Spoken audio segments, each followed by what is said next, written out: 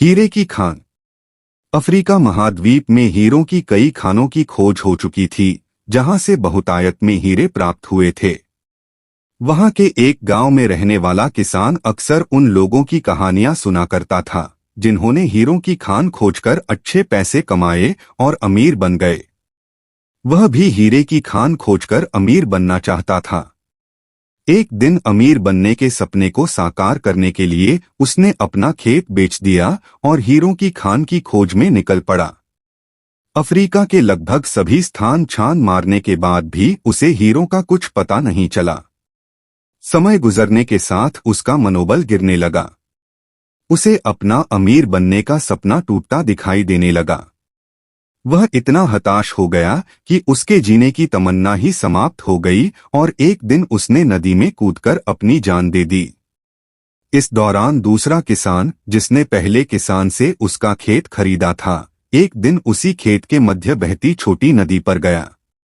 सहसा उसे नदी के पानी में से इंद्रधनुषी प्रकाश फूटता दिखाई पड़ा। उसने ध्यान से देखा तो पाया कि नदी के किनारे एक पत्थर पर सूर्य की किरणें पड़ने से वह चमक रहा था।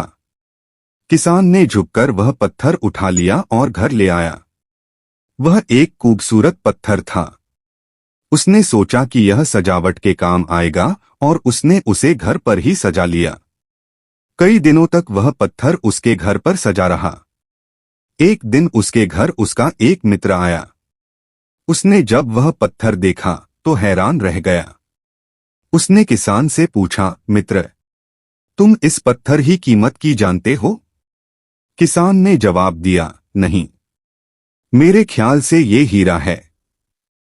शायद अब तक खोजे गए हीरों में सबसे बड़ा हीरा, मित्र बोला। किसान के लिए इस बात पर यकीन करना मुश्किल था। उसने अपने मित्र को बताया कि उसे यह पत्थर अपने खेत की नदी के किनारे मिला है। वहां ऐसे और भी पत्थर हो सकते हैं।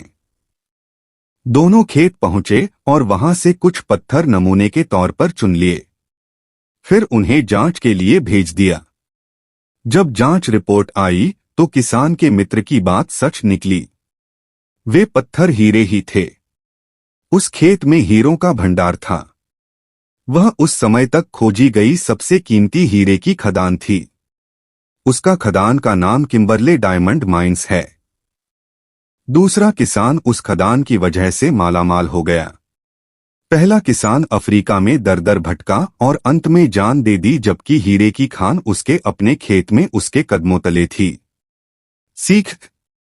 मित्रों, इस कहानी में हीरे पहले किसान के कदमों तले ही थे, लेकिन वह उन्हें पहचान नहीं पाया और उनकी खोज में भटकता रहा।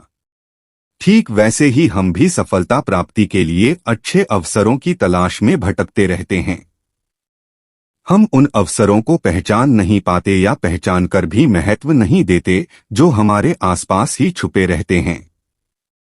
जीवन में सफल होना है तो आवश्यकता है बुद्धिमानी और परख से उन अवसरों को पहचानने की और धैर्य से अनवरत कार्य करने की। सफलता निश्चित है।